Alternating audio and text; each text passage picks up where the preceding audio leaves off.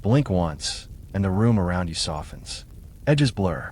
The present loosens its grip, and suddenly, you are standing in a Victorian evening. The air is thick with cold smoke that bites at your throat. Street lamps glow in foggy halos outside. Hooves strike cobblestones in the distance, and somewhere across the river, a lonely whistle cuts through the night. If you were truly dropped here without warning, you probably wouldn't last very long. Between the pollution, the disease, and the traffic that shows no mercy to pedestrians, this world is far from gentle. So before you settle in, take a moment to like the video and subscribe, but only if you genuinely enjoy what I do here. And while you're here, tell me in the comments where you're listening from and what time it is for you right now. Now dim the lights. Maybe turn on a fan for that soft background hum. And let's ease into tonight's journey together. You stand just inside a narrow front door, brushing the chill from your coat. It's evening, and that matters here because your choices are shaped by one simple truth. Light costs money. Every candle stub is saved. Every lump of coal is carefully tended. The family you're visiting has chosen to spend some of that precious light and warmth on gathering together in this parlor, instead of working longer, sewing by the window, or retreating straight to bed. That choice alone tells you how entertainment works in this world. It begins with closeness. Bodies gathered tightly into one small, warm space. The room smells of coal smoke, wool, and starched fabric. Heavy curtains are drawn to keep the drafts at bay. A gas sconce hisses softly on the wall, its glass globe glowing yellow. And far away, beyond this quiet room, Queen Victoria sits on her throne, ruling a vast empire from 1837 to 1901. But in here, you're more interested in whether that one gas light will flicker out before the best part of the evening. You notice how everyone arranges themselves according to habit. Father gravitates to the big chair. Mother hovers near the workbasket. Children slide to the floor like gravity is stronger at rug level. There are obviously no screens, no TV, no phone, not even a radio humming faintly in the background. Silence is not normal, though. Conversation is the default setting. People talk almost as a survival skill.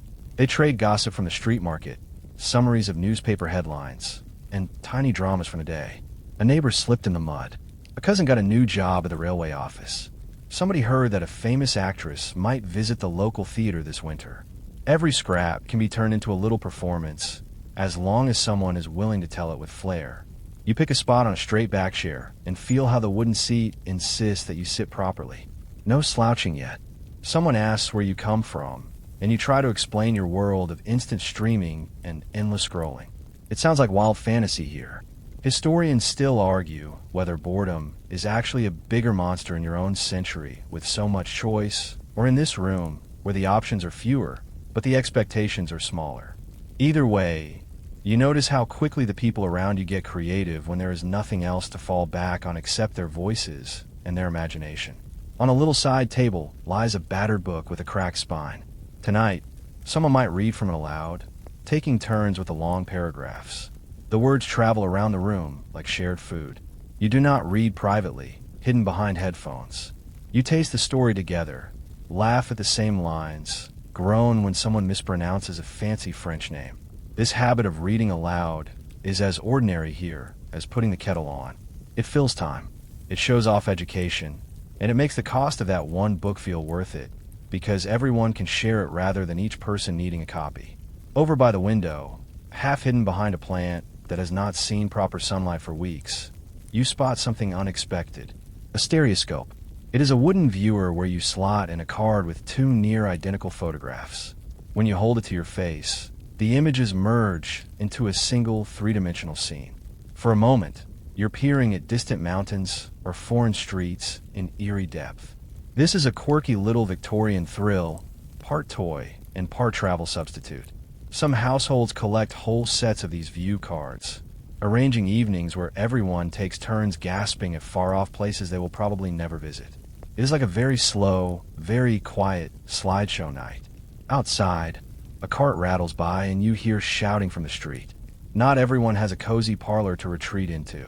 For many working families, entertainment might be as simple as chatting with neighbors on the doorstep, singing work songs, or stopping at a crowded pub on the way home. Here inside, though, there's a sense that the room itself is performing. The wallpaper tries to look important with its patterned stripes. The mantelpiece shows off photographs and knickknacks, and even the arrangement of chairs hints at social status. Where you sit is never random. You notice how the light falls. The brightest patch is near the small table where sewing, mending, and writing happen. Even in their downtime, people keep their hands busy. Someone dance socks while listening to a story.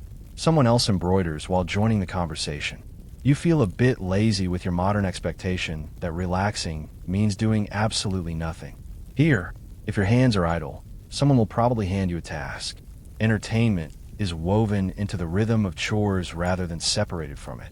A quiet moment settles, and with it a tiny discomfort you recognize instantly, even across centuries, that feeling where everyone wonders what to do next. Do you start a story, suggest a game, or start humming a tune and hope someone joins in? The Victorians had that too. They just had fewer obvious escape routes. No one can suddenly pretend to check an important notification. You're all stuck with one another face to face. The awkwardness is part of the package. Out of that awkwardness comes invention. Someone cracks a joke about the neighbor who sings too loudly. Another person mimics a stuffy preacher. And slowly the mood lifts. You learn quickly that this is a culture suspicious of too much idleness. Moralists write cranky essays warning that empty evenings might lead to vice, or at least to cheap thrills that are not considered respectable. Respectable entertainment should improve you. They insist, making you more thoughtful, more educated, more disciplined. So the parlor becomes a stage for little performances of virtue. Serious discussion earns approval. Reading the right book earns nods, but quietly in the corner. There's always someone who enjoys a slightly sillier story, a bit of gossip, or a joke that toes the line, and you catch their eye with a conspiratorial smile. The clock on the mantel ticks steadily, pulling the evening along. Time is measured differently here, without late-night electric light. People are more at the mercy of sunset and sunrise. You feel how this makes the hours more precious. If you spend them badly, there's no way to rewind. Once the last coal crumbles, everyone will shuffle off to bed whether the conversation is finished or not. It gives the simplest moments a strange weight. Even a shared laugh about someone snoring on the sofa feels like something to store away and remember on a small shelf. You notice a handmade scrapbook crammed with calling cards, ticket stubs, and newspaper clippings. It is part diary, part trophy cabinet. Each tiny rectangle of paper is a memory of an outing, a visitor, a joke that landed well enough to be preserved in ink. Leafing through it, you realize that collecting mementos is itself a form of entertainment. You make the past perform again whenever you open the pages, retelling the story of that one particularly disastrous picnic, or that evening when the lamp exploded and everyone panicked, but secretly loved the excitement. As the coal fire settles into a dull red glow, your eyes adjust to the shadows edging in around the room. The voices stay warm and steady. No one has checked a clock to see if it is time for a show to start or scrolled through a list of options. The entertainment is simply whoever is here, whatever they're willing to offer, a story, a memory, a joke, a song, or just a sympathetic ear. You sink a little deeper into your chair and let the gaslit world wrap around you, realizing that for tonight, every moment of attention is the main event. A cough of the fire, a shuffle of feet on the rug, and suddenly the room shifts from conversation mode into a kind of low-budget game show. Someone clears their throat and announces that it is time for a little amusement. You can feel the collective mood bright and tense at the same time. On the one hand, this is the highlight of the evening. On the other hand, there is the terrifying possibility that you might be asked to perform something in front of actual human beings without a screen to hide behind. Parlor games are the Victorian answer to what do we do now. They require almost no equipment, just people who are willing to look slightly ridiculous. One of the classics is charades, but not the quick, frantic version you might know. Here it is often elaborate and literary, as if theater and crossword puzzles had a very enthusiastic child. You watch as two teams form. Someone picks a phrase from a book or a play, and then the actors silently mime each word in turn. When someone pantomimes being a crown, then a storm, then a dog, you realize just how far people are willing to stretch a metaphor if it means winning. Historians still argue whether these games genuinely improve people's appreciation of literature or simply gave them a socially acceptable reason to crawl around on all fours while wearing the curtains. One of the louder games is Blind Man's Buff, a scarf isted around the eyes of one unlucky volunteer who then staggers around, trying to catch other players by touch. It is like tag, but with more shrieking and furniture hazards. You join in and immediately understand why some moralists complain that the game was an excuse for too much physical contact. The blindfolded player gropes for sleeves, skirts, trouser legs, while everyone else dodges, giggling. The room that seemed so calm a few minutes ago becomes an obstacle course of chair legs and table corners. You move like someone who has just been dropped into a low-budget action scene, except the main danger is stubbing your toe on the fender. The forfeit bowl arrives next.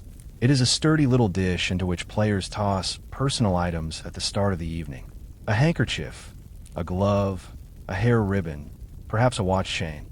Later, each object is drawn out in turn, and its owner must perform a task to win it back. The tasks range from mildly embarrassing to I really hope my crush is not watching this. Recite a poem while standing on a chair. Imitate the local vicar. Sing the last verse of a song in a silly voice. Sometimes the dares tilt toward romantic, like whispering something complimentary to the person on your left. You realize that this is the closest thing many young people get to a flirtation that is still officially respectable. It is basically Victorian truth, or dare minus the truth part. In a quieter corner of the room, there are pencil and paper games for those who prefer wit to pratfalls. One of the favorites is Consequences. Everyone writes parts of a silly story on folded sections of paper, passing it around without seeing what others have written. When the sheet is finally unfolded and read aloud, the result is gloriously chaotic, full of unexpected marriages and ridiculous mishaps.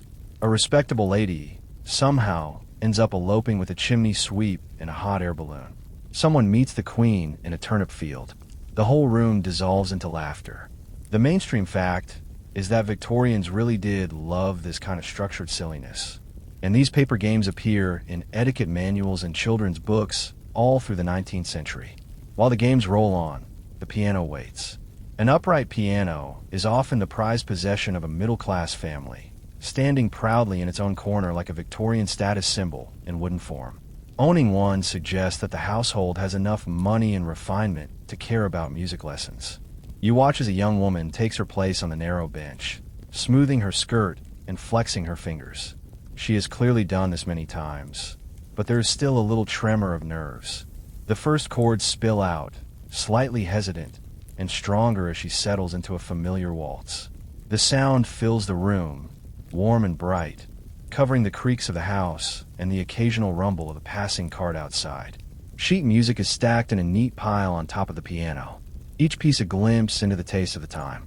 Popular tunes from operas, sentimental ballads about lost loves, patriotic songs that everyone pretends to like more than they actually do. You're handed a printed lyric sheet so you can join in the singing. These songs are a kind of Victorian chart list. When a song catches on, its sheet music sells in thousands, carried into parlors like this one all over Britain. A music publisher who manages to secure the rights to a hit tune can make a small fortune long before the idea of recorded sound enters the picture. Soon the music drifts into more intimate territory. Someone asks for a favorite folk song they remember from childhood. Another guest requests a hymn played, just slowly enough that everyone can follow along. The atmosphere softens. Singing together in a small room like this feels surprisingly intense. You hear the different voices, some strong, some wavering, some stubbornly off-key. No one auto-tunes anything. That slightly messy blend is the entire charm. A couple of people sing very quietly at first, then a little louder when they realize that no one is judging. It starts to feel like less of a performance and more of a shared ritual. Then the mood flips again. Someone with a mischievous smile demands a comic song, something with a tongue-twister chorus. The pianist obliges, and the tempo jumps. The lyrics make gentle fun of greedy landlords, foolish husbands, or nervous young men, depending on the audience. You do your best to keep up with the patter, tripping over words in the fastest verses and laughing when everyone else crashes into the same impossible line. It is not exactly stand-up, but the effect is similar. You get political jokes tucked inside harmless rhymes, and just enough absurdity to let people blow off steam about things they cannot openly complain about. On another table lies a board game that looks suspiciously familiar. A grid of numbered squares, a painted snake curling down from a high number and ladders rising toward the top. This is an early British form of snakes and ladders adapted from an older Indian game that was meant to teach moral lessons about virtues and vices. Here it becomes an easy family contest with players gleefully sliding back when they land on a snake. The moral lessons are still printed on the board, but you suspect most people care less about spiritual improvement and more about the chance to beat their uncle with a lucky roll. Historians still argue whether these kinds of imported games change Victorian ideas about chance and virtue, or whether people simply ignored the lectures and enjoyed the suspense. As the evening hums along, you notice that these games and music sessions do something subtle to the group. They break down the stiff posture and careful politeness that Victorian life usually demands. For a little while, the strict lines between generations and ranks blur. Grandmother sings a silly chorus next to her teenage grandson. A usually reserved clerk does a surprisingly dramatic impression of a stage actor. Someone who seems shy in normal conversation reveals a sharp wit in a guessing game. The room shifts into a space where personality can stretch a little, like a corset being discreetly loosened after dinner. By the time the last chord fades and the final game winds down, your cheeks ache from smiling and your head buzzes with old tunes. You start to understand why people put up with the occasional awkwardness of being roped into a performance. These parlor evenings are not just about amusement. They're also about seeing one another in new shades and angles, learning who can carry a tune, who tells a joke well, who takes losing gracefully. Entertainment and social glue come wrapped together, packed into a single gas-lit room with a piano, a deck of cards, a few scraps of paper, and a whole lot of imagination. You wake to a pale London morning, the kind that cannot decide whether it is going to rain or just look sulky all day. Outside, carts rattle past, boots splash in the gutter, and the air smells faintly of coal and yesterday's fish. Your destination is not a grand theater or a music hall. It is something far more dangerous to a quiet mind. Print. On the corner stand a newsboy with a stack of papers almost as tall as he is. He shouts headlines at full volume, trying to snag passing eyes. Murder in Whitechapel, debate in Parliament, scandal in society, prices of bread and coal. He may not have read more than a few words himself, but he knows which phrases make people turn their heads. By the middle of the 19th century, cheap daily newspapers are everywhere in big cities, helped along by better printing presses and cheaper paper. Literacy is climbing fast, especially after laws in the 1870s push for compulsory education, and the hunger for news grows with it. You buy a paper and feel the damp ink rub faintly onto your fingertips. There is no neat division between serious and silly content. On one page, you get a careful report on foreign wars. On another, you find jokes, tiny serialized stories, and little personal ads that are unintentionally hilarious. Someone is selling a used umbrella in surprisingly emotional language. Somebody else is searching for a lost dog that apparently answers to 3 different names. Historians still argue whether reading all this created a more informed population or just trained people to skim for the juiciest bits while ignoring the rest. Around you, readers cluster wherever there is a spare ledge or doorstep. A man leans against a lamppost, frowning at the stock prices. A maid balances a newspaper on a basket, snatching paragraphs between errands. In railway stations, passengers share papers the way your world shares memes, handing them down the carriage once they're done. There are even reading rooms and coffee houses where one newspaper subscription serves dozens of people. As long as no one spills tea on the front page, the really addictive stuff, though, is the serialized novel.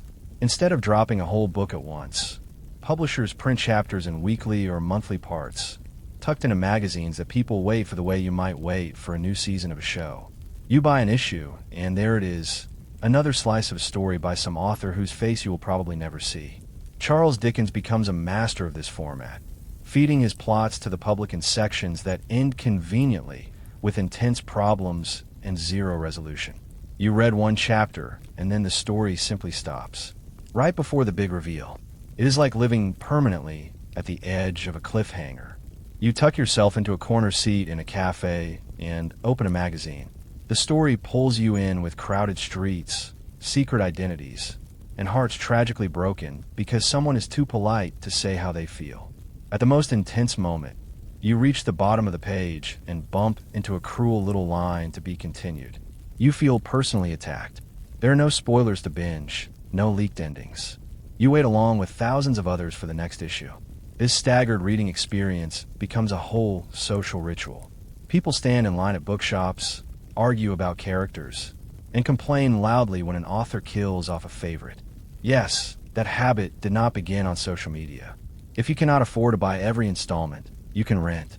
Enter the world of the circulating library, a sort of subscription service in brick-and-mortar form. You pay a fee, borrow a volume, read it as fast as you can, and return it so the next person can get their turn. The more respectable libraries pride themselves on offering morally improving literature. No smut, no corrupting nonsense. Of course, exactly what counts as nonsense is up for debate, and some librarians turn rejecting certain titles into a dramatic art. A quirky little detail appears in some records. Staff occasionally write discreet notes inside covers about how suitable a book is for sensitive readers, which sounds like early content warnings with a side of judgment, while polished novels rule the living room. Something far trashier owns the pockets of younger readers. You find it at cheap stalls and on narrow side streets. Thin, flimsy booklets printed on rough paper, sold for a penny each. These are penny dreadfuls packed with sensational tales of crime, ghosts, monsters, and highwaymen. The stories are high on action, low on subtlety, and completely obsessed with cliffhangers. Titles promise blood, secrets, and revenge in very large letters. If your parents try to raise you as a respectable young Victorian, these are exactly the things they do not want you to read. You flip through one penny dreadful about a sinister figure who stalks the night streets with knives and mysterious laughter.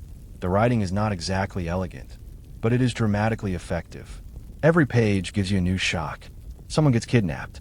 Someone overhears a conspiracy. Someone opens the wrong door. You can almost hear a drum beat on every exclamation point.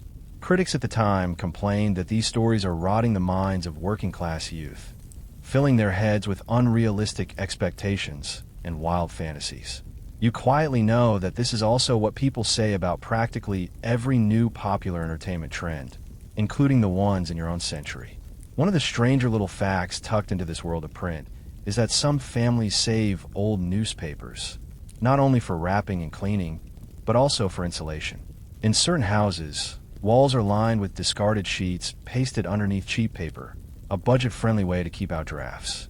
Somewhere, a child may fall asleep at night with thrilling headlines and serialized chapters quite literally layered inside the walls. It is the closest thing this era has to being wrapped in your favorite stories like a blanket. In rural areas, where books and papers are rarer, shared reading becomes almost a performance.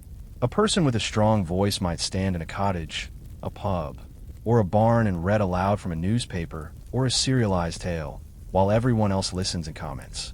You can picture it, boots lined up by the door, mugs of ale or tea in hand, heads tilted toward the reader. The story is not just entertainment. It is an event. Even people who cannot yet read feel the pull of far-off events and imaginary worlds through those spoken words. Magazines spin off into all sorts of specialized niches. There are serious journals for science and politics, fashion magazines filled with corset ads and complicated dresses, hobby papers for gardeners and mechanics. You leaf through one aimed at young readers. It contains slightly improving short stories about good behavior, little puzzles, geography facts, and polite jokes that are so gentle they barely qualify as jokes at all. Somewhere in the back, there is a small letter section where children send in questions and brag about their pets. It has exactly the same energy as modern comment sections, right down to the proud bragging about surprisingly average achievements. Scholars today enjoy tracing how all this printed matter shapes people's inner lives.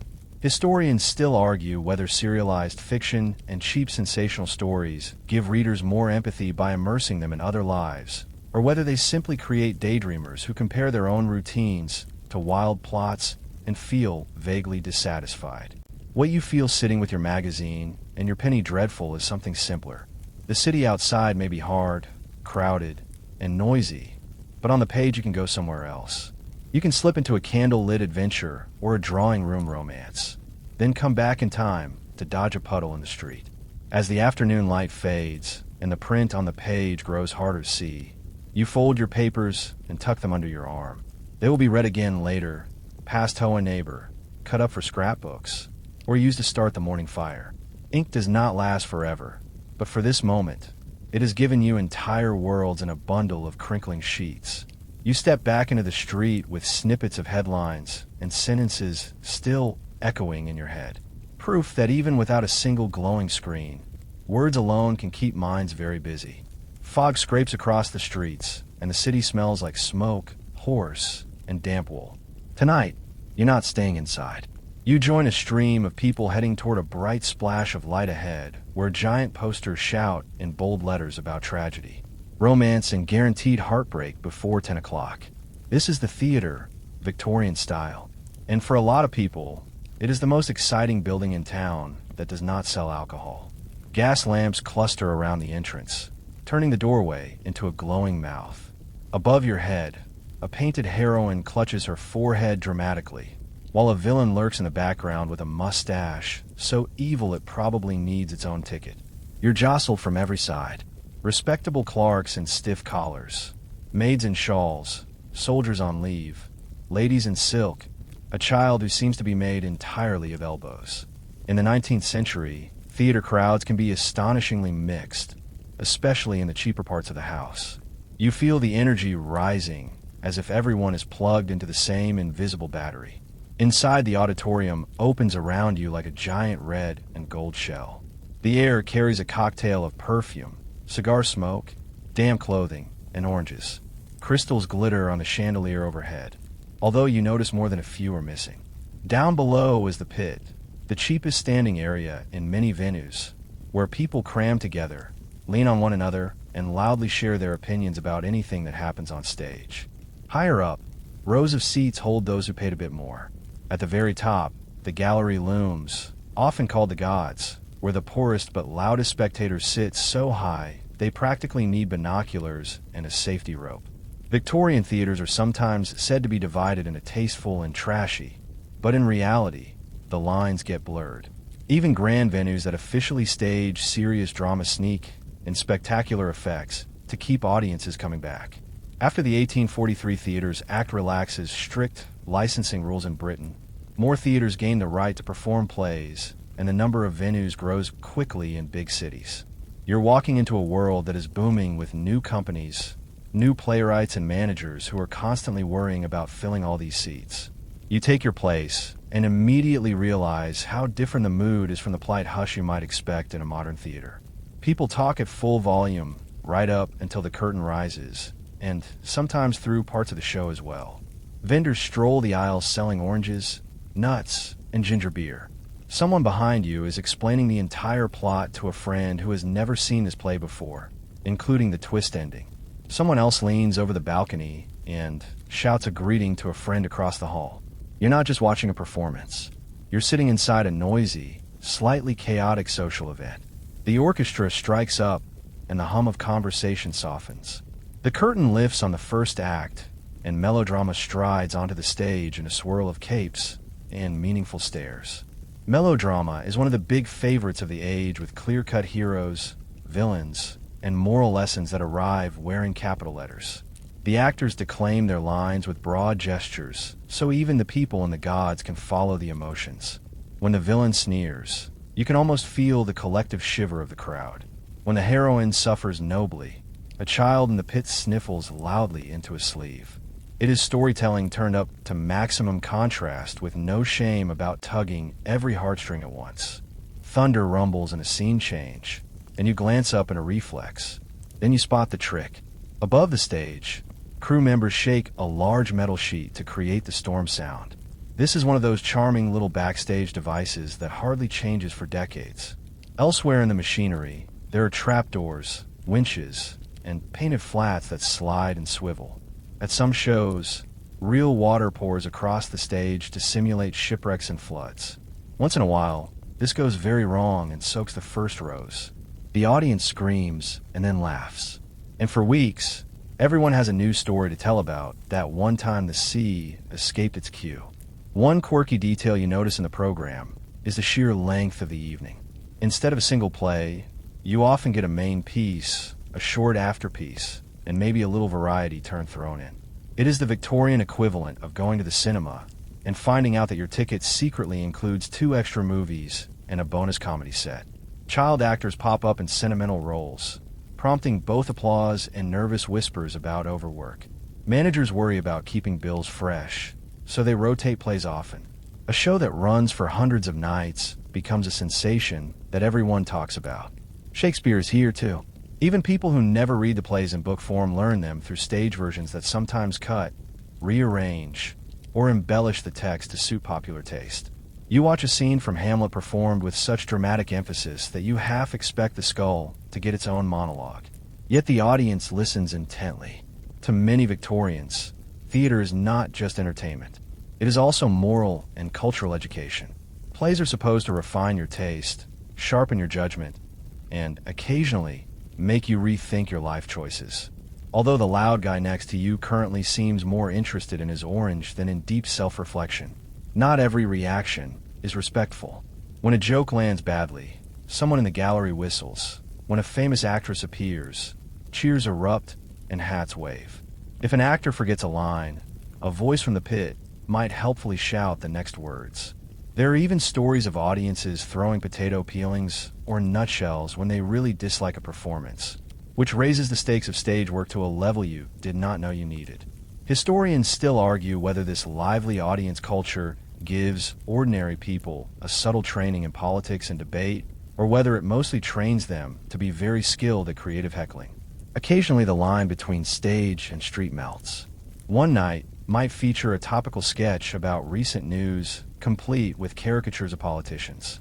Another might slip in a popular music hall song, so everyone can join in the chorus. A famous celebrity actor becomes a walking brand.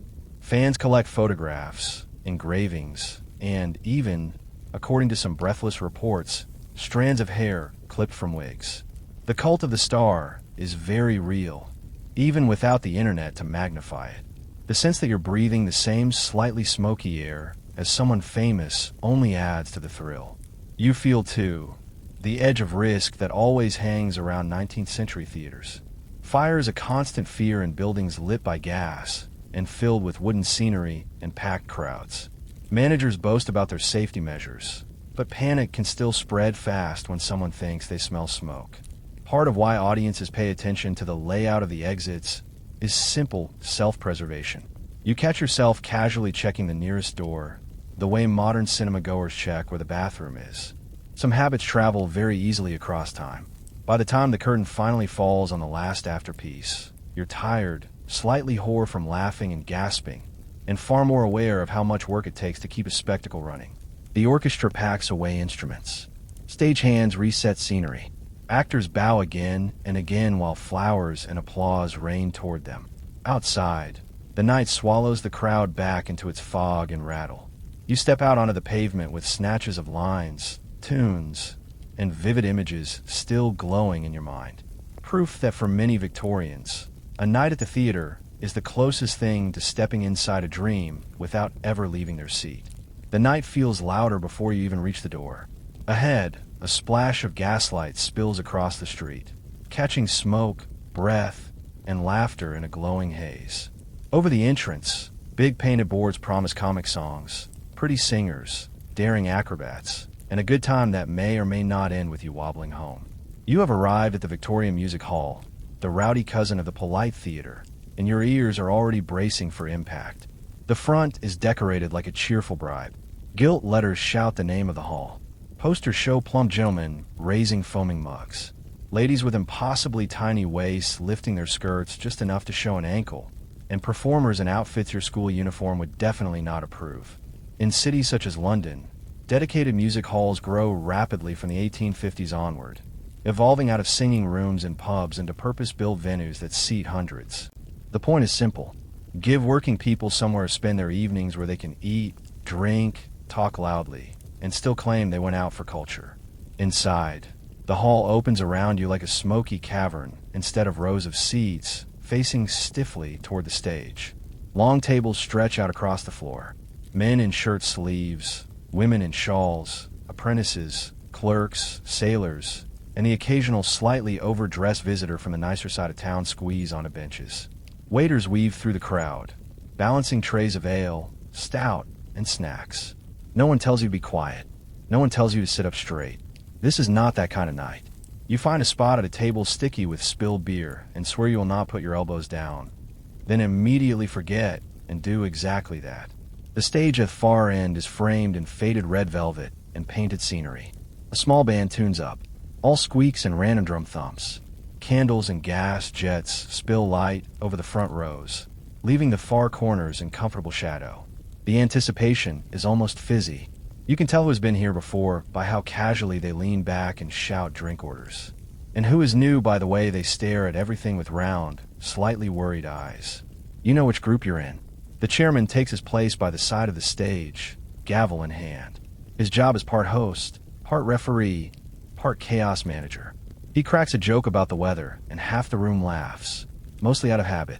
Then he bangs the table and announces the first act. A singer strides on in loud checks and bright colors. The kind of outfit you might pick if subtlety had personally offended you. The song begins a jaunty melody about a man whose plans always go wrong in the most ridiculous ways. The verses tell the story, but the real magic sits in the chorus. At the signal, the whole hall roars it back. Hundreds of voices turning a simple rhyme into a wall of sound. You join in on the second go, even though you only know half the words. Honestly, no one seems to care. Music hall songs cover everything from boozy celebration to gentle mockery of bosses, landlords, in-laws, and anyone else who deserves a little musical payback. Some become so popular that their titles are known all across the country. A jaunty number about a man who loves expensive bubbly turns into the hit that everyone hums on their way to work. Another about a woman determined to have fun, no matter what her neighbors think, becomes a crowd favorite. Partly because it lets people live out a bolder life for 3 minutes at a time. The catchy choruses are like the Victorian version of viral audio clips minus the headphones, and with more risk of being hit by a flying peanut. Then a new performer steps onto the stage, smoothing her skirts with practiced grace. She wears a feathered hat, gloves, and a gown that looks respectable at first glance, but the tilt of her smile suggests mischief. She sings a song about domestic life and shopping trips, but every other line hides a double meaning. The audience gets it once. People nudge each other, laugh a bit too loudly, raise eyebrows. Female stars of the music hall trade expertly in this art of suggestion, giving their audiences jokes that slide just under the radar of strict public morals.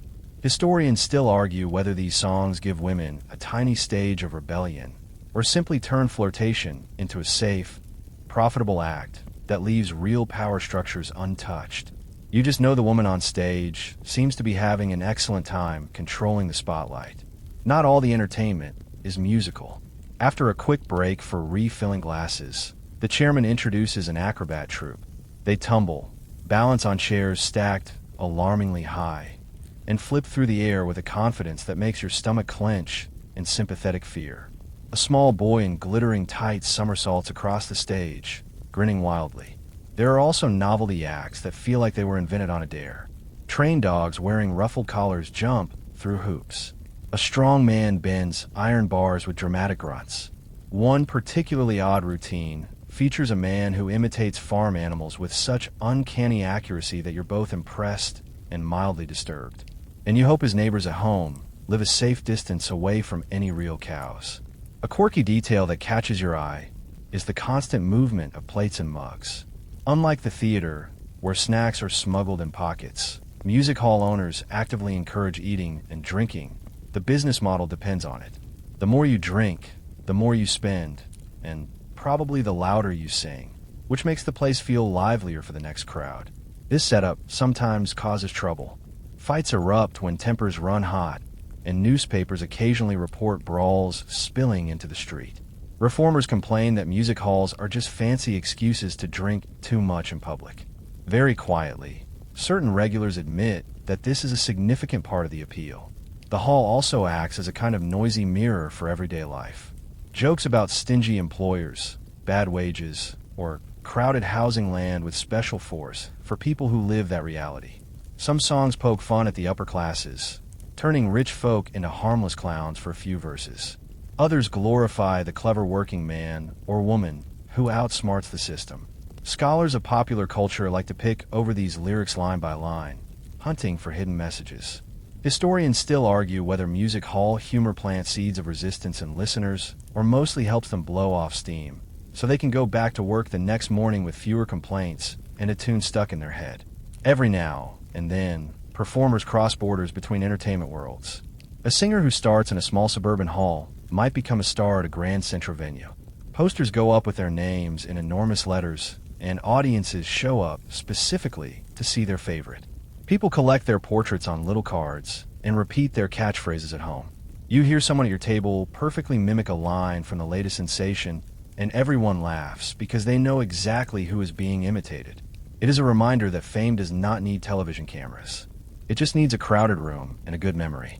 By the time the evening thins out, your voice is scratchy from joining choruses, and your clothes smell thoroughly of smoke and spilled beer. The band plays a final tune, slower this time, almost like a goodnight wish for the regulars. Benches scrape, coins clink, and the staff starts sweeping peanut shells and ticket stubs from underfoot. You step back into the damp night air, with several songs still looping in your mind. The rhythm following your footsteps down the street in a world without recorded music. The only replay button lives in your own memory. So you hum the catchiest chorus under your breath, hoping it will still be there when you wake up. You stand on a crowded station platform that smells of steam, damp coats, and excitement. The air vibrates with the hiss of engines and the chatter of people who are clearly not dressed for hard labor today. Instead of tool bags and lunch pails, they clutch baskets, parasols, and folded blankets. Someone waves a paper ticket triumphantly, like a tiny passport to happiness. Railways in the 19th century turned coastal towns into magnets for days like this, offering cheap excursion trains that promise seer, a change of scene, and possibly an alarming quantity of sand in your shoes. When the whistle shrieks, you pile into a third-ass carriage with everybody else, wooden benches, narrow windows, and a strong sense that personal space is just a rumor. Children bounce with impatience, asking, "Are we there yet?" in every possible variation. A man proudly holds a cage with a canary he refuses to leave at home. You overhear a grandmother insisting that the Siebes will cure everything from coughs to bad moods, which sounds optimistic, but very on brand for the era. The train lurches forward and fields begin to flicker past like a slow flip book. As the city drops away, the scenery opens into soft green and gold. Smoke trails behind the carriages, sometimes curling past the window, so thickly that you can barely see the trees. People pass the time in simple ways. Someone pulls out a concertina and squeezes out a wobbly tune. Another passenger unfolds a newspaper pretending to read, while clearly eavesdropping on every conversation within 5 rows. A family unwraps hard-boiled eggs and bread, filling the carriage with a smell that is not glamorous, but is undeniably festive. Even the guard peeking in at the door looks a little less stern than usual. Then it happens. The first glimpse between two hills. A flash of silver blue appears, gotten almost before you recognize it. A child spots it and screeches, pointing so wildly that they nearly poke out an uncle's eye. The word passes through the carriage like a spark. See neck cranes. Bodies lean. The whole compartment temporarily forgets that falling out of windows is frowned on. By the time you arrive at the coastal station, everyone is halfway out of their seats.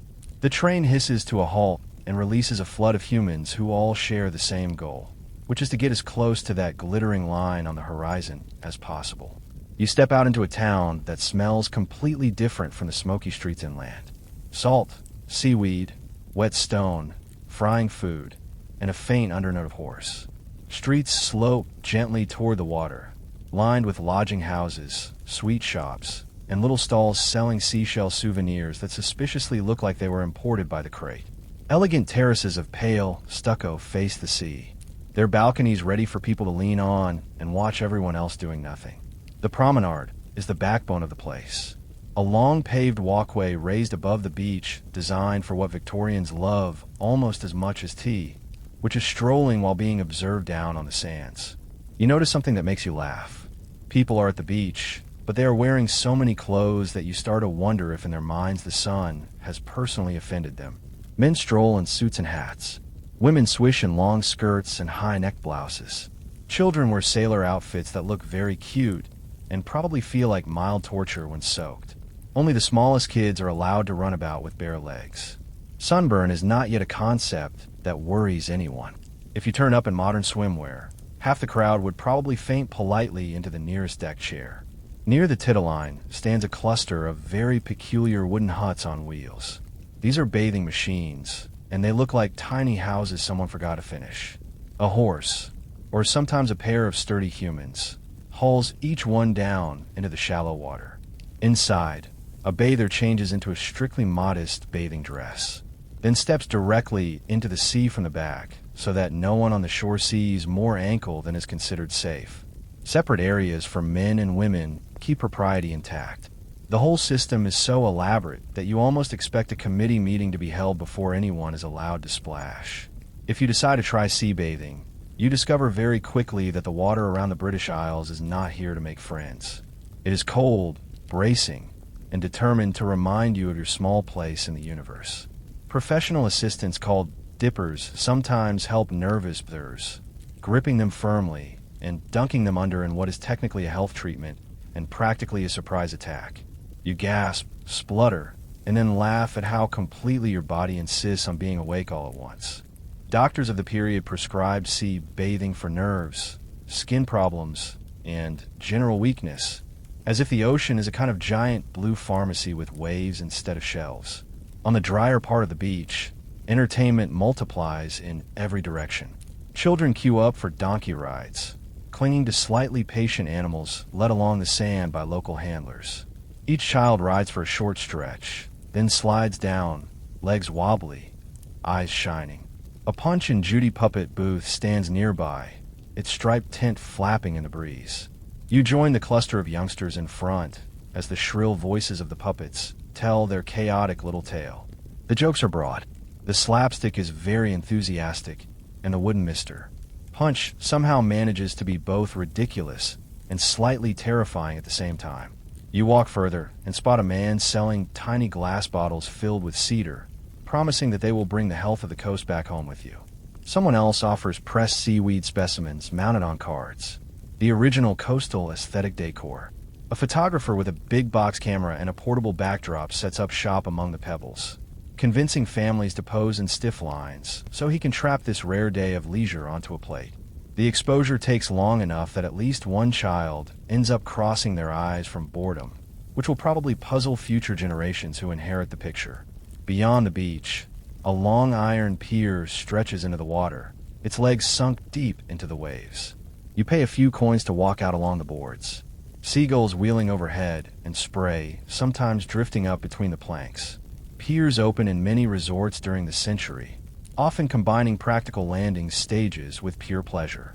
At the far end, you find a little pavilion where a brass band plays cheerful tunes for anyone willing to listen. Vendors sell sweet suits, postcards, and perhaps, if the management is relaxed, small treats with just enough alcohol to make the walk back feel extra optimistic. You pause at the rail and look down at the water slipping past, feeling for a moment like you're hovering between land and sea. Food becomes its own adventure. Along the front, you smell frying fish and potatoes, an early version of the fish and chips that will become a classic. Men and women with baskets offer winkles and cockles and little dishes meant to be eaten with pins while you stroll. The texture is interesting, the flavor very ocean, and you tell yourself you are being extremely authentic while you quietly wonder if your stomach will file a complaint later. Tea rooms tempt you with scone, jam, and pillars of sponge cake. Eating out, even in a very simple way, is part of the thrill because it breaks the usual pattern of cooking every meal in the same kitchen.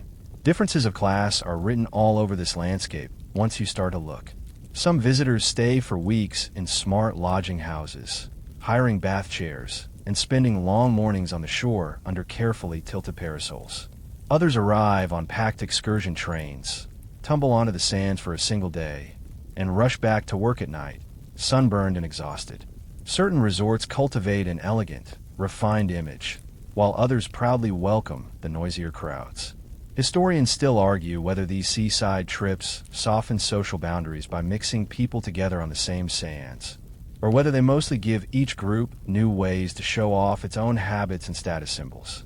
As the sun slides lower, the whole town shifts into a slower rhythm. Lamps along the promenade flicker to life, throwing pools of yellow light onto polished railings. A band at the pavilion plays gentle tunes as couples stroll in measured steps, shoes tapping softly. Children clutch small treasures, shells and pebbles and sticky bits of candy wrapping. Your skin feels tight with salt. Your clothes are dusted with sand, and your hair stubbornly smells of seaweed, no matter how many times you brush it. Yet your mind is calmer, carried and emptied a little by the constant shush of the waves. When the time comes to return, you join the tide of people heading back up the streets to the station. Souvenir shops glow invitingly, and you make one last impulsive purchase. Perhaps a seashell paperweight, or a gaudy postcard that proudly proclaims the name of the resort on the train. The noise is softer, more of a tired murmur than an excited roar. Some passengers sleep, mouths open, hats tilted dangerously. Others quietly replay their favorite moments in low conversation. You sit with your forehead against the cool glass, watching the black line of the sea disappear behind you, carrying in your pockets a few small tokens, and in your memory, the feeling of a day when the horizon felt close enough to touch.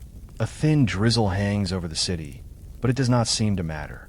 You move with a crowd that walks with unusual purpose. Clothes brushing, boots splashing, everyone tugged toward the same glittering destination. Ahead, glass and iron rise out of the park like something from Fever Dream, too delicate and too huge at the same time. This is an exhibition hall, and it looks less like a building and more like someone decided to grow a greenhouse until it could swallow a neighborhood. You step through the entrance into a world made of reflections. Glass arches overhead, catching light in clouds, while iron ribs curve like the skeleton of some gentle giant. Palm trees stretch their leaves under the roof, as if they had been quietly promoted to indoor nobility. The famous Great Exhibition of 1851 in London sets the pattern for gatherings like this, showing off the achievements of industry, science, and empire in one enormous glittering package. People travel from all over Britain and beyond to gape in well-behaved amazement. Inside, your senses are ambushed in every direction. The first thing you notice is the sound. Thousands of footsteps on wooden floors, the constant murmur of voices, the occasional clank of machinery, and somewhere a brass band valiantly playing over all of it. Then comes the smell, a blend of fresh-cut wood, iron, oil, dust, and the perfume of too many people wearing their best clothes. You feel very small and very awake. It is like walking into the inside of a catalog that has come to life. On your left, a row of gleaming machines stretches away into the distance. Steam engines puff and hiss behind safety rails, pistons sliding with hypnotic regularity. Textile machines clatter, feeding threads through countless metal teeth to spit out long, immaculate ribbons of cloth. You watch a man in an apron proudly start up a small engine that drives a cluster of spinning wheels. The crowd leans forward as if watching a magician. The idea that human power could be multiplied by iron and steam still feels new enough to qualify as a kind of sorcery. You notice that these displays are not just about technology. They're also about bragging rights. Each country, each company, each inventor wants you to walk away thinking they are the cleverest. There are giant looms from one region, precision instruments from another, clocks that chime with ridiculous accuracy, and mechanical devices whose explanations you pretend to follow while mostly just admiring the polished brass. The mainstream historical fact is that events like the Great Exhibition attract millions of visitors over their run, making them one of the biggest shared entertainment experiences of the 19th century. A little further along, the focus switches from engines to objects that exist purely to be admired. Display cases sparkle with cut glass, porcelain, intricate metalwork, and jewelry that seems designed to be seen under this very roof. You peer at a vase covered in dragons, then at a table whose inlaid wood pattern is so detailed that it makes your eyes water.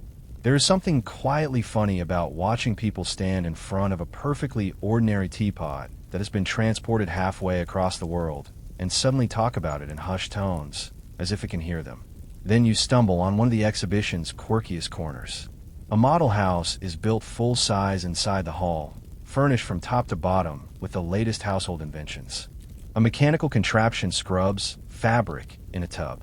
A new style of cooking range promises to save coal, and a clever folding bed hides itself inside a cabinet. It is like an early version of a home show, complete with sales pitches. You can almost hear future visitors arguing at home about whether they really need a fancy foreign washing device when their current one, also known as a tired relative with a bucket, works well enough. The imperial side of the exhibition spreads out in another vast section. Stalls from colonies and distant countries display textiles, carvings, spices, raw materials, and sometimes living plants that have been coaxed to grow far from home. You see cotton bales, tea chests, ivory carvings, and piles of gleaming ore. There's a strong message here about how wide certain nations believe their reach to be, and how proud they are of gathering the world's goods into one place. Historians still argue whether visitors walk away dazzled into accepting this picture of global power without question, or whether some of them quietly notice the inequalities and tensions hidden behind the shiny displays. You reach a refreshment area and sink gratefully onto a narrow bench. Around you, people crunch sandwiches, sip tea, and compare notes. Some debate the relative merits of different engine designs. Others confess that they mostly came to see the fountains. There is a rumor that somewhere in the building, a machine is carefully counting how many visitors pass through a gate, turning human curiosity into impressive statistics. It sounds like a small thing, but there is something both eerie and fascinating about reducing crowds like this to numbers on a page. A small exhibit that could easily be missed catches your attention. A case of telegraph apparatus. A Claire demonstrates how a message can be sent across miles of wire using little taps that stand in for letters. You watch as a short phrase is transmitted, then written down at the receiving end. The idea that thoughts can travel faster than trains feels like a quiet revolution. If you're used to instant messaging, this might seem charmingly slow, but for people seeing it for the first time, it is a glimpse of a future where distance starts to shrink in ways no one has fully mapped yet. As you wander, you notice how exhibitions like this blend education and spectacle into a single blur. You can have a deeply improving day learning about scientific breakthroughs, then immediately spend half an hour staring at a giant solid bar of soap or a cheese well so big it could probably deserve its own address. Some of the exhibits are serious, some are unintentionally comic, and some are designed precisely to sit on the line between awe and amusement. A famous quirky detail from one exhibition features a massive hydraulic press stamping metal with enough force to flatten your worries and anything else unlucky enough to be under it. The crowds themselves become part of the entertainment. Working families in their best outfits shuffle past aristocrats. Humble clerks share aisles with foreign visitors. And school groups trail after exasperated teachers who keep counting heads. People stare not only at the displays, but also at one another. You catch glimpses of unfamiliar clothing styles, hear snatches of different accents, and realize that the building has turned into a temporary city inside a city where everyone shares the same agenda of being impressed. By late afternoon, your feet ache from the endless aisles. You lean on a rail, overlooking a central court where light pours in from high above. The glass roof glows softly, and the palms below rustle as a tiny breeze sneaks through. For a moment, the noise slides into the background. You think about what all of this means as entertainment. Yes, visitors enjoy themselves, but they are also being invited to imagine themselves as part of a modern, powerful, forward-moving society that can fill a palace with steel, silk, and steam. It is a carefully crafted fantasy of progress, one that people can inhabit for a few hours before returning to ordinary streets. When you finally step outside, the quieter air feels almost strange after the constant hum inside. The glass and iron structure looms behind you, its windows catching the gray sky. In your head, images tumble over one another, the steady pulse of an engine, the glitter of jewelry under gaslight, the smell of hot metal, the nervous smile of a young assistant showing off a new invention. An exhibition like this is not something you simply attend. It is something that fills your senses so completely that for days afterward, ordinary objects seem temporarily more interesting, as if they might secretly open up to reveal a little piece of that vast, glittering world you walk through. Grass brushes your ankles as you step onto a wide green field, the kind that looks as if it has been waiting all week for this one moment. The sky is the washed-out blue of an English afternoon that has decided to behave for once.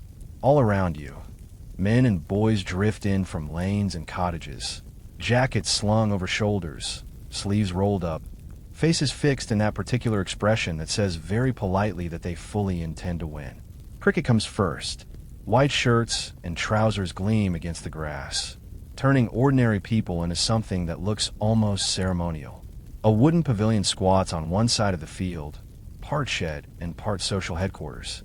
Its roof crowded with spectators who wanted a better view and possibly a place to sit that is not damp. Behind it, someone has propped a blackboard for scores. The numbers carefully chalked by a man who treats his job with the seriousness of a high court judge. In 19th century Britain, cricket grows rapidly from scattered local pastimes into a structured national sport, with county clubs forming and regular fixtures turning summer weekends into small festivals of bat and ball. You walk a little closer and notice how simple the setup appears at first glance. A strip of flattened turf, a set of wooden stumps, a worn ball the color of dried blood. Yet every detail hides a tangle of rules. How to bowl, how to count runs, how to decide when someone is out. Gentlemen in caps lean on bats and discuss technique as if they are philosophers. The field is spread out like human punctuation marks across the grass. Even the umpire stands with the calm authority of someone who knows that at least 10 people are about to disagree with him about something. Play begins with a bowler running in, arms swinging in a smooth arc as he sends the ball toward the batsman. There is a sharp crack as wood meets leather, and the ball sails up into suddenly charged air. Fielders break into motion, foot stewing, eyes tracking that small red dot for a few seconds. The entire field is a diagram of possibility. Will it be caught? Will it fall short? Will someone misjudge the balance and end up looking foolish in front of the whole village? A cheer goes up as the batsmen run, and you catch yourself leaning forward as if your willpower could speed them along. On the edge of the boundary, families sit on blankets, nibbling bread and cheese, pouring tea from dented flasks. Children chase each other in circles until someone yells a warning about wandering into the line of fire. Old men argue over the merits of modern bowling styles compared to the ones they knew when they were young, which you realize is a timeless human hobby. Every time a boundary is hit, the scorekeeper carefully adjusts his numbers, and a murmur of satisfaction rolls through the spectators. In many villages and towns, this is not just a game. It is a central social calendar event where people meet, gossip, and quietly check who has grown taller or grayer since last season. A quirky detail catches your eye near the pavilion door. Hanging from a nail is a battered old cap decorated with a small metal badge. It is a token of achievement given to a player who reached a certain milestone in runs. Victorian cricket develops an entire culture of statistics and honors, from engraved cups to specially embroidered caps. In some clubs, the ball used in a particularly impressive performance gets mounted and displayed like a relic. You imagine future players touching it for luck on their way out, as if some of the past skill might rub off on their own slightly nervous hands. By late afternoon, the light slants lower and the match winds down. There will be weeks of rehashing this in pubs and parlors. That catch, that shot, that one controversial decision.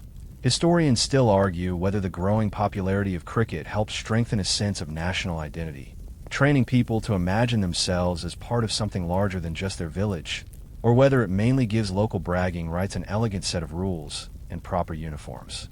Either way, you can feel the quiet pride that clings to the grass, as if the ground itself remembers every wicket and every cheer.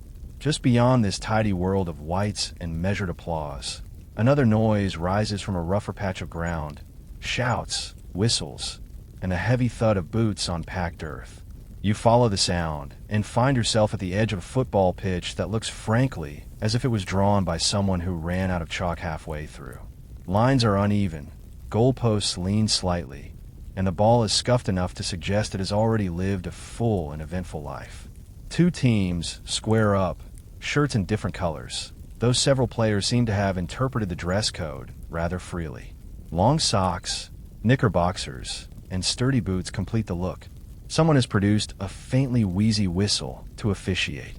At this point in the 19th century, football is in the middle of transforming from a chaos of local games into organized codes with formal rules. Clubs form in schools, cities, and working districts. In 1863, representatives of several clubs meet in London to create a common rulebook that becomes the basis of modern association football. Around the same era, rugby takes its own path, happy to keep more handling and tackling in the mix. The whistle shrills, and suddenly the field explodes into motion. Players charge after the ball with a kind of determined enthusiasm that does not always connect with accuracy. Passes are attempted and occasionally succeed. Tackles fly in with a level of commitment that makes you instinctively clench your teeth. There is nothing gentle about this. Mud flies, arms flail, and more than one player ends up on the ground, looking momentarily betrayed by the laws of balance. You can see why some early observers are not entirely sure if this counts as sport or as an elaborate way to collect bruises. Spectators line the sidelines, sometimes spilling onto the pitch when excitement runs too high. Hats go on and off with each near miss. A dog wanders in and has to be coaxed away from the ball, briefly becoming the unofficial star of the match. Betting happens in murmurs, coins changing hands as quickly as the ball changes feet. For many working men, especially after the spread of the Saturday off holiday, football offers a concentrated burst of energy at the end of the week, a place to pour frustrations and hopes into 90 muddy minutes. A strange little fact from this era is that some early clubs share grounds with cricket teams. So the same patch of land must survive both the fine slicing of spikes in summer and the enthusiastic stamping of boots in winter. Groundsmen sometimes complain that footballers leave the turf looking as if a herd of very determined pigs took up dancing. In return, footballers occasionally grumble that the cricket square is treated like a sacred altar that they are not allowed to touch. It is a delicate coexistence negotiated in shed meetings and post-match pints. You watch a player line up for a kick at goal. The ball sits on the ground slightly lopsided. He takes a few steps back, breathing hard, then charges forward and strikes it with such conviction that you feel it in your own shins. The ball arcs through the air, curling just enough to slip between the posts. For a second, there is silence. The stunned pause where everyone checks that what they saw actually happened. Then the pitch erupts. Teammates yell and thump him on the back. Supporters cheer. Someone at the edge of the field nearly loses their hat in the commotion. It is a tiny moment in a small match. But for the people here, it feels like the center of the world. Clubs start to formalize more than just rules. They adopt colors, emblems, nicknames, weaving identity into fabric, striped shirts, hoop socks, caps with little badges. Local businesses sometimes offer support, knowing that if their name appears on a team or a banner, the goodwill might spread. Eventually, competitions such as the Football Association Challenge Cup bring teams from different towns in a head-to-head contests. Travel days feel like invasions as supporters arrive on special trains, singing songs that are determined to stick in your brain long after the match ends. Across both cricket and football, you can sense how these sports live a double life. They're games, yes, but they are also stories people tell themselves about who they are. Hard-working, fair, loyal, brave, cunning in just the right measure. Historians still argue whether organized sport mainly trains people to accept discipline, hierarchy, and teamwork useful to factories and armies, or whether it quietly gives them spaces to resist, bond, and build alternative loyalties beyond class or job. Standing on the touchline, feeling the surge of emotion when the ball hits the net. You suspect the answer might hide somewhere in the way hearts speed up together during those shared seconds as the sun sinks and the light turns the grass into a darker velvety green. Players drift off the field, limping, laughing, arguing over missed chances. Someone carries the battered ball under one arm, as if it is a trophy. The crowd thins, leaving muddy boot prints and a faint echo of shouted names on the cooling air. You linger for a moment, listening to the last scraps of conversation about tactics, lucky socks, and suspicious refereeing. In a century that often feels rigid and formal, these rectangles of grass provide pockets of pure, unscripted drama, played not for distant audiences, but for anyone willing to stand at the edge and care. Morning light slides into a narrow back street, picking out cobbles, puddles, and the chalk marks of yesterday's games. You hear it before you see it. The rising squeal and thump of children finally released from serious tasks. School is out, chores are mostly done, and the street has quietly turned into the biggest toy in the neighborhood. No playground fences, no rubber flooring, just open space, hard edges, and the occasional chicken that has absolutely not agreed to be part of the game. You watch a small group of girls crouched over a chalk pattern scratched onto the ground. It is a hopscotch grid, wobbly, but definitely recognizable with numbers stacked toward a final box labeled in shaky letters. One girl tosses a small stone into the first square and begins to hop, skipping the box where her marker lies. Skirt hems swish. Boots slap the ground.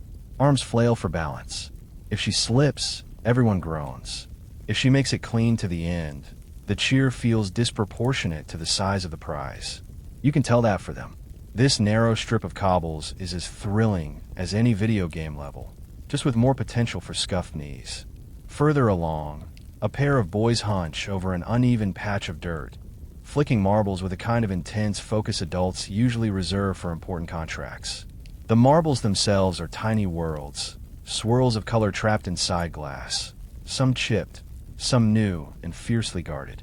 Rules vary from street to street, but the essential idea is always risk. You knock your opponent's marble out of the ring. You keep it. A lucky shot can upgrade your collection in one glorious snap, while a clumsy move can wipe out your best pieces in less than a minute. The mainstream fact is that marbles have been a staple children's pastime for centuries, but cheap Victorian glass production makes them more widely available than ever. So pockets jangle with them in alleys and schoolyards all across Britain near a doorway. A child spins a wooden top with the aid of a whip, lashing the string just enough to keep it humming on its point. The sound is a low buzz that feels oddly satisfying. Others use hoops, rolling them along the street by tapping with sticks. You try it and find out instantly that it is harder than it looks on old illustrations. The hoop plots its own wild course, bouncing off cobbles, threatening to collide with passers-by when someone complains. The child apologizes with a completely insincere voice of someone who will absolutely do it again in 5 minutes. A quirky little detail you might not expect is that advice books occasionally worry about hoop games, damaging windows, or tripping horses, which makes them sound less like innocent play and more like low-level urban warfare. In tiny backyards and cramped rooms, homemade toys are everywhere. Not every family can afford store-bought treasures, even as factories begin to churn out cheaper goods later in the century. A rag becomes a doll once it has a face stitched on. A scrap of wood gains wheels, and suddenly it is a cart, a carriage, or a ship, depending on the imagination of the owner. Old buttons stand in for coins and improvised shop games. You watch a boy proudly show off a hobby horse his older brother cobbled together from a stick and a worn glove with eyes inked on. It is undeniably ridiculous, and yet once he is astride it, galloping up the alley with full sound effects, you can see that in his mind it is the finest deed in the kingdom. Inside more prosperous homes, the toy world looks different. In a nursery lined with wallpaper showing tame little animals, you find a doll's house that is basically a miniature real estate advertisement. Tiny chairs, plates, rugs, and even imitation gas lamps crowd its rooms. A girl bends over it, carefully arranging a family of dolls according to a social hierarchy that would make an etiquette writer proud. Father doll has a desk. Mother doll has a sewing chair. Servant doll lives near the kitchen. This kind of doll's house subtly trains children in how a respectable household ought to look, and it is both charming and slightly creepy once you realize it. Some of the dolls themselves have glass eyes that follow you around the room a bit too convincingly, which is probably why adults sometimes find them unnerving long after childhood is over. On a shelf nearby stands a regiment of tin soldiers, uniforms painted in bright colors, rifles pressed to their shoulders. A boy arranges them on the floor, building fortresses out of books and launching campaigns that last for days. Wars that newspapers describe in serious language become for him patterns of movement on the carpet. Victorians treat this kind of martial play as preparation for future duties in the army or civil service, wrapping national pride into tiny metal figures. Historians still argue whether this nurtures dangerous fantasies of glorious battle, or whether children mostly ignore the politics and enjoy the simple pleasure of knocking things over with marbles and improvised cannons. Popular rhymes stitch themselves into many of these games. You hear skipping chants as girls swing a rope in fairy rhythm, inviting others to jump in on cue. The words are often a jumble of counting mild insults and references to everyday life. If you mess up and catch the rope with your foot, you hop out to embarrass giggles and pretend that you definitely slipped on purpose. Ring games where children hold hands and move in circles to songs turn up in schoolyards and greens. The verses can be surprisingly dark if you stop to think about them, but most of the participants are too busy not crashing into each other to analyze the plot. Some games are rougher, built around chase, capture, and escape. Variants of tag send kids sprinting from wall to lamppost, dodging carts and annoyed adults. A few streets tolerate a game where one player stands as a kind of goalkeeper, while others attempt to run past without being grabbed. The amount of pushing and shouting involved would give a modern safety inspector instant heart palpitations. Yet for the children, the thrill lies precisely in that edge of risk. You can feel the air crackle as they tear up and down, faces flushed, lungs burning in the best possible way. Toy shops add their own kind of magic to all this in busy districts. Windows filled with wooden animals, painted spinning tops, puzzles, picture books, and later in the century, early mechanical toys that waddle, clatter, or ring bells when wounded. You stand with a cluster of children pressed against the glass, watching a clockwork bird twitch on a little metal perch. None of you can afford it today, but that does not stop you from naming it, giving it a personality, and inventing elaborate stories of the wonderful life you would give it if only it came home with you. The shopkeeper, arranging stock inside, pretends not to notice the smudged noses on his window. For as long as business is good, even the street itself offers ready-made entertainment. Organ grinders will barrel organs along pavements, cranking out tunes while monkeys in little jackets collect coins. Knife grinders shower sparks on the cobbles, their work accidentally theatrical. Children follow costers who sing the names of their wares from mackerel to fresh greens, turning the daily market route into a kind of moving show. On special days, a traveling showman might bring a peek box, letting kids peer through a hole to see painted scenes of distant lands, battle, or fairy tales lit by a candle and narrated with great enthusiasm for the price of a single coin. A child can feel briefly transported, even if all that is really moving is their own imagination. As evening slides in and adults start calling kids home in voices that mean business, the games begin to wind down. Chalk grids fade under new footprints. Marbles return to pockets. Ragdolls are scooped up and marched back inside in the crook of small arms. You look over the now quiet street and see the faint traces of the worlds that bloomed here all day.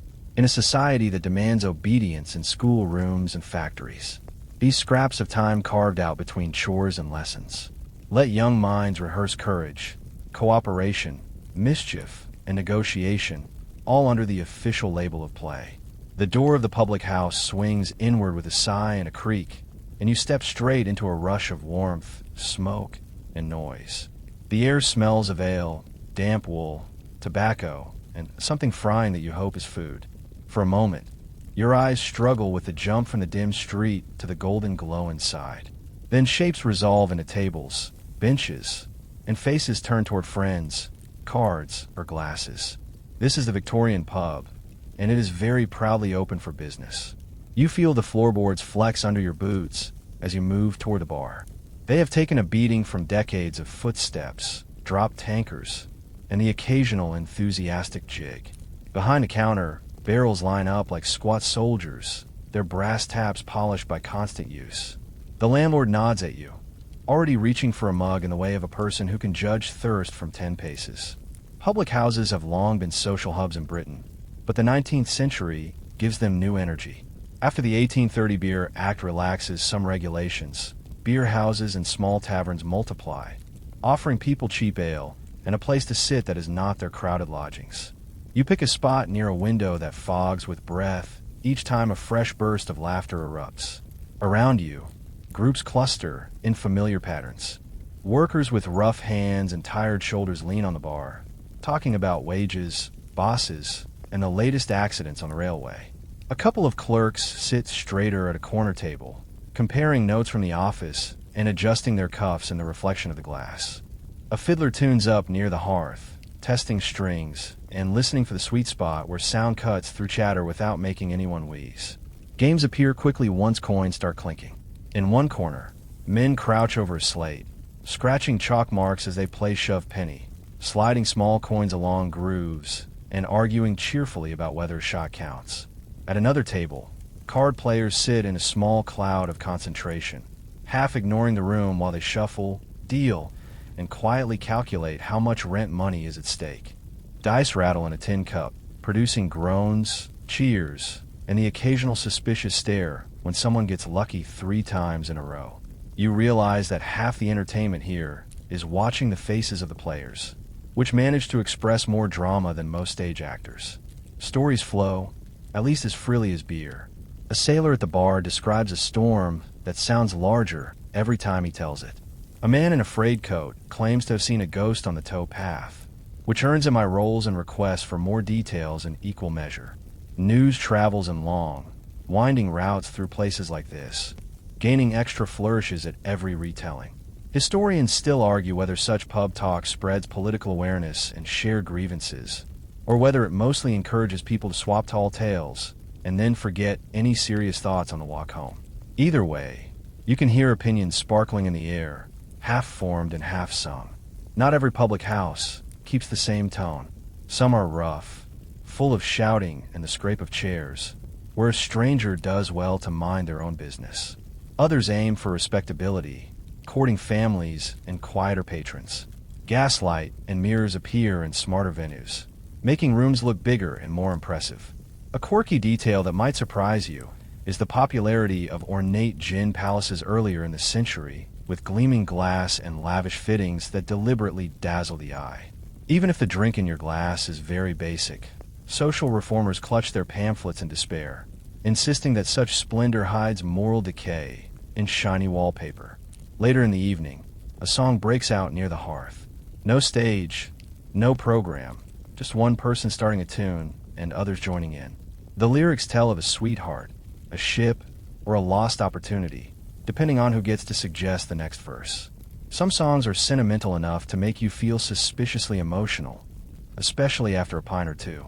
Others are comic, full of absurd rhymes and local jokes that only make sense if you know the area. You catch yourself humming along even when you have absolutely no idea what the second line is, which to be fair does not seem to bother anyone else either. When the night draws toward closing time, you hear muttering about licensing laws. Government rules on opening hours tighten over the century, and constable occasionally appear to make sure landlords obey. Lamps are turned down, mugs drained, and people shrug on coats with the weary reluctance of those who know the morning will arrive far too soon. You step back outside with a head swimming slightly from noise and warmth, the memory of shared laughter sticking to your mind like the smell of smoke on your clothes. Across town, a very different door opens with a soft click rather than a pub creak. You hand your hat and coat to a discreet servant and step into the hushed world of a Victorian gentleman's club.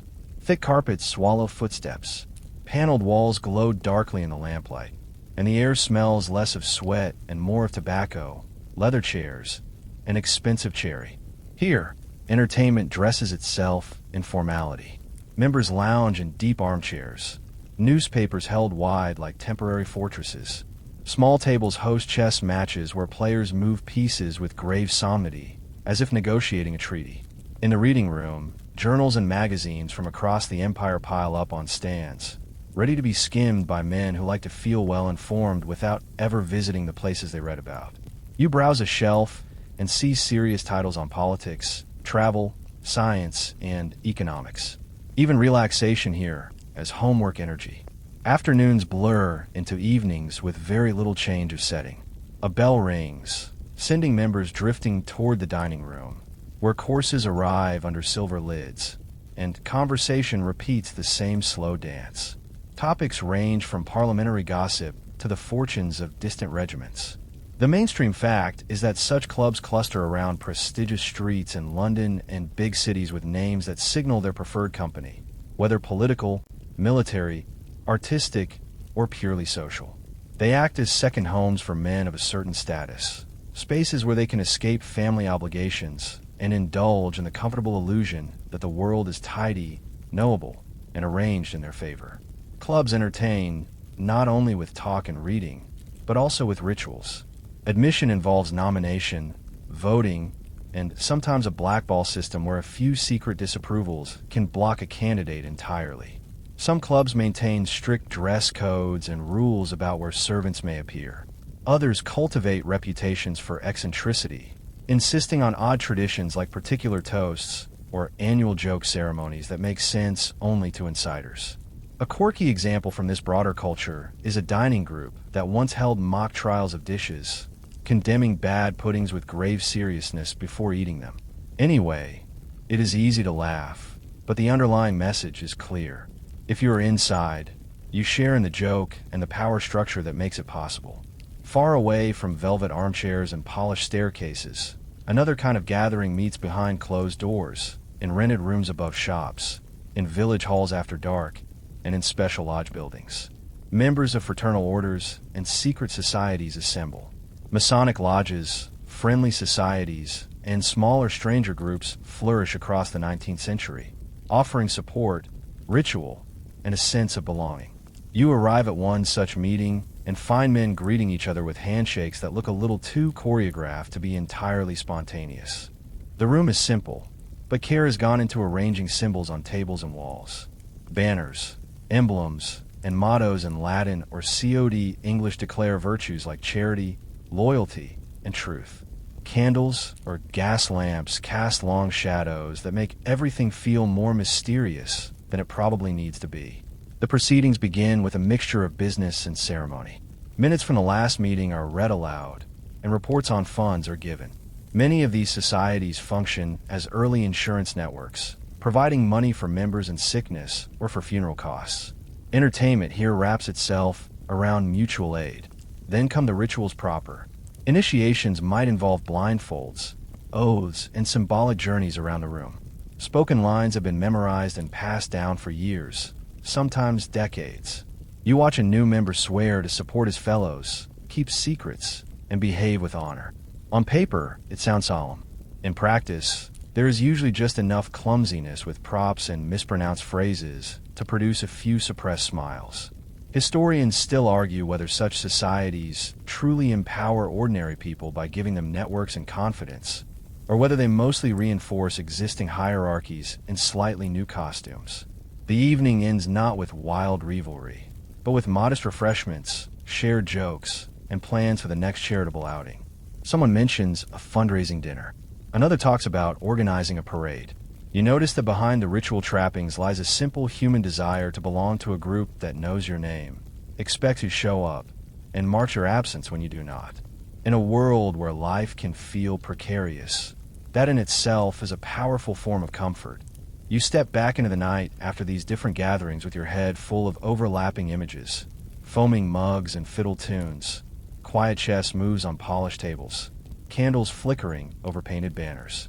Entertainment in these spaces is never just about passing time. It is about shaping identity, building networks, and deciding in company and in confidence who you are and where you fit, at least for the length of an evening. The room is too quiet for your liking.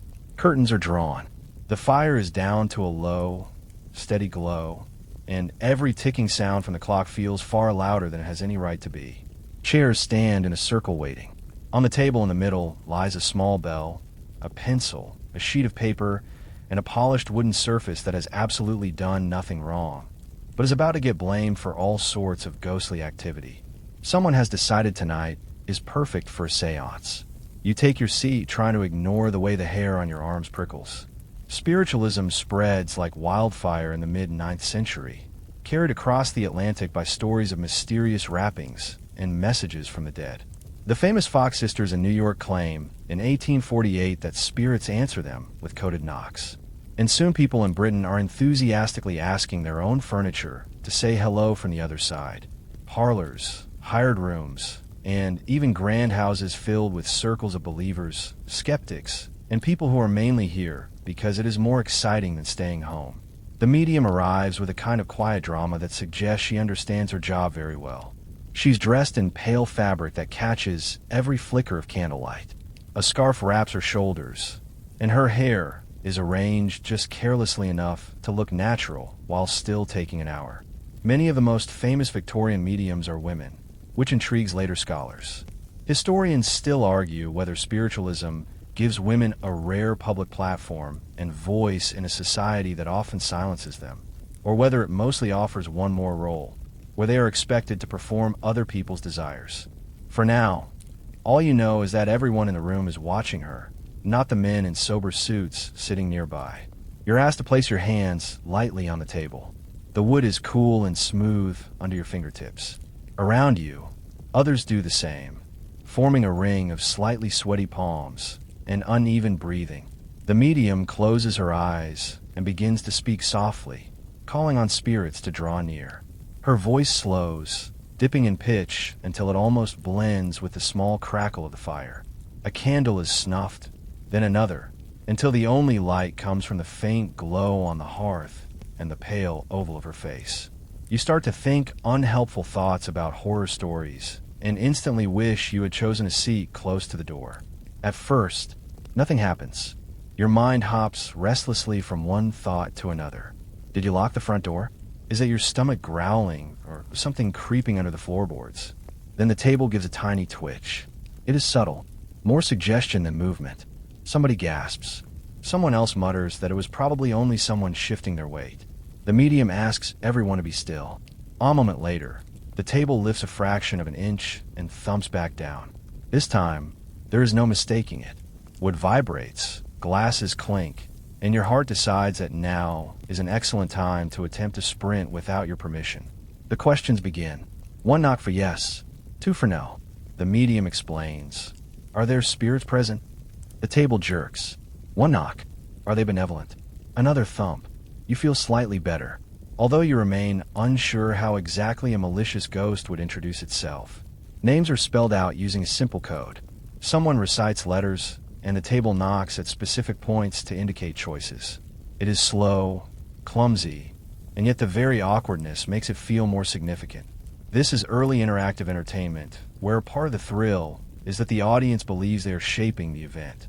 A small trumpet-shaped device appears placed on the table. In darker rooms, such spirit trumpets are used to amplify faint voices or produce eerie whistles. Tonight, the medium says quietly that if the spirits wish, they can use the trumpet to speak. The room leans in as one. For a long time, there is only the hush of breathing and the faint sound of something outside in the street. Then the trumpet scrapes slightly as if nudged. A thin, wavering sound rises. That might be a word and might be someone's throat giving up under pressure. Either way, the effect on the audience is immediate. Goosebumps, tears, a soft sob from the woman on your left who whispers the name of someone she lost. In some circles, automatic writing is the preferred attraction. A pencil is placed in the medium's hand or even balanced between 2 people on a planchette, a small board on wheels. Fingers rest lightly, eyes close, and everyone waits to see if the pencil begins to move. When it finally starts scratching across the paper in jerky, looping strokes, you want to say something clever about subconscious muscle movements, but you also feel the tiny hairs on your neck lifting again. The sheet fills with words that may or may not be legible, depending on the skill of the spirits and the handwriting of the living. Later, participants will pore over these messages, searching for names, references, anything that feels too specific to be coincidence. Of course, not everyone is convinced. In this same century, many investigators take an interest in such phenomena. The Society for Psychical Research, founded in London in 1882, includes scientists, philosophers, and even some clergy who go to seances not just for fun, but to test what they see. They document cases, devise controls, and in many instances uncover very human tricks behind supposedly supernatural events. Hidden wires, clever footwork under the table, accomplices in the audience, and props tucked into voluminous skirts all make appearances in their reports. One particularly quirky trick you hear described later involves ectoplasm, the mysterious substance that some mediums claim spirits exude when manifesting. In less glamorous reality, this often turns out to be cheesecloth, egg whites, or even regurgitated muslin soaked in luminous paint. There are documented cases where investigators snatch at a floating white mass and find themselves holding a handkerchief that smells very strongly of the medium's last meal. That is one way to ruin the mood. Yet, while such exposures make juicy headlines, they never quite manage to wipe out the appeal of spiritual performances. You attend a public demonstration in a hired hall where a charismatic medium addresses a much larger crowd. Tickets are sold, seats are arranged in neat rows, and the stage is draped in dark fabric. This is entertainment that openly charges for entry. The medium steps into the light, surveys the audience, and begins to offer messages. A gentleman with a beard is contacted by a relative with a fondness for horses. A woman in the second row hears from a child who loved to play with dolls. You can sense people leaning forward, hungry for connection. Part of you feels skeptical. Another part quietly understands why vague statements can land like arrows when hearts are raw and ready. Photography adds another layer to the spectacle. Studio windows advertise spirit photographs, offering sitters the chance to be pictured with faint, ghostly figures hovering beside them. Double exposure tricks, reflections, and painted glass plates create transparent faces or floating veils in the final print. Customers clutch these images, pointing out features that resemble lost loved ones. You look at one such photograph and see a cloudy outline that could be almost anyone. Yet, the owner swears they recognize a unique tilt of the head. The technology is new enough that many people do not yet suspect how easily it can be manipulated, which makes the illusion extraordinarily powerful. Behind all the drama lies a quieter truth. Death sits close in this era. Epidemics, dangerous work, poor medical care, and wars keep grief at a constant simmer in many households. Growing interest in spiritualism is not only curiosity, it is also a coping mechanism. The idea that loved ones are present, watching, and able to communicate offers comfort, however theatrical the setting. Historians still argue whether this movement genuinely reshapes religious belief, creating a new kind of faith centered on personal experience, or simply adds a layer of ghostly decoration to existing ideas about heaven and the soul. As the seance winds down, the medium gradually returns to an ordinary voice. Candles brighten, hands slip from the table, and people begin to stretch as if waking from a shared strange dream. Some look relieved, some appear shaken, and a few wear expressions that say they would very much like to schedule a private session for follow-up questions with their favorite invisible aunt. You step outside into the cool night, listening to the ordinary sounds of wheels, distant laughter, and a dog barking at absolutely nothing. Part of you dismisses what you saw as clever showmanship. Another part quietly replays every knock and whisper, feeling how close the line between performance and belief can be when the lights are low and the heart wants to be persuaded. Rain polishes the pavement into a shiny blur as you duck under a stone archway and into a different kind of Victorian entertainment. No fiddles, no stage costumes, no clinking glasses. Instead, you're greeted by the quiet scratch of pens, the soft thump of heavy books being moved, and the faint, almost smug smell of paper and dust. This is a world that firmly believes improving your mind counts as a fun night out. You find yourself inside a lecture hall attached to a mechanics institute. These institutes spring up all over Britain from the early 19th century, created to give working men access to technical education. The room is simple with whitewashed walls, bare floorboards, and rows of wooden benches that are just comfortable enough to keep you from leaving, but not comfortable enough to let you fall asleep gracefully. At the front sits a table, a glass of water, and a pile of notes that looks dangerously thick. People file in wearing their workday faces, shop assistants, clerks, skilled laborers, and the occasional factory worker who has managed to escape shift early slide onto benches. Some carry battered notebooks. Others clutch pencils like they are weapons against ignorance. You squeeze in between two men arguing politely about whether steam engines or electricity will shape the future. while a young woman near the back pretends she's only here to keep her brother company. Everyone is trying very hard to look casual and not like they care deeply about what is about to be said. The lecturer appears in a swirl of coat and papers, adjusting his spectacles as he surveys his audience. Tonight's topic is the structure of the Earth, complete with diagrams. He begins in a voice that has clearly terrified students at some other point in its career. At first, you think you might need toothpicks to prop your eyes open. Then he starts describing volcanoes and earthquakes in such vivid language that half the room sits up straighter, imagining the ground under their feet cracking like a dropped plate. The mainstream fact here is that public lectures on science, history, and art draw large audiences in Victorian towns, offering information and spectacle wrapped together. Visual aids are a big deal. On the wall, a lantern projector throws huge images onto a screen. Glass slides glowing with drawings of mountains, fossils, or far-off cities. You can hear tiny gasps as maps and diagrams bloom into light, transforming abstract concepts into something almost tangible.